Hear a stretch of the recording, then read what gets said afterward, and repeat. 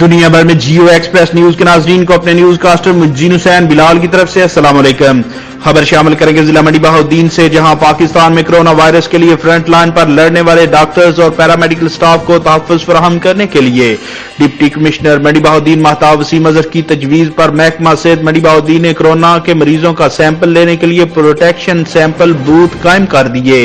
منڈی بہاؤالدین میں front line پر کام کرنے والے ڈاکٹروں اور پیرامیڈیکل سٹاف کو تحفظ کورونا وائرس سے متاثرہ مریض کا سیمپل لینے کے لیے پاکستان کا پہلا پروٹیکشن سیمپل بوتھ قائم کر دیا گیا،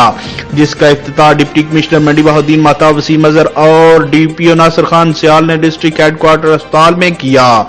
ان کا کہنا تھا کہ یہ پروٹیکشن سیمپل بوتھ 2 دن کے مختصر وقت میں بنایا گیا، جس کا مقصد کورونا وائرس کے مریض اور ڈاکٹر و پیرامیڈیکل سٹاف کے درمیان فاصلہ رکھنا ہے، تاکہ فرنٹ لائن پر کام کرنے والے میڈیکل ٹیم کے افراد کی زندگیوں کو محفوظ بنایا جا سکے۔ اس موقع پر سی او ہیلتھ ڈاکٹر محمد علی مفتی اور ڈاکٹر شکیل احمد نے میڈیا کے سامنے کورونا وائرس کے مریض کا سیمپل لیا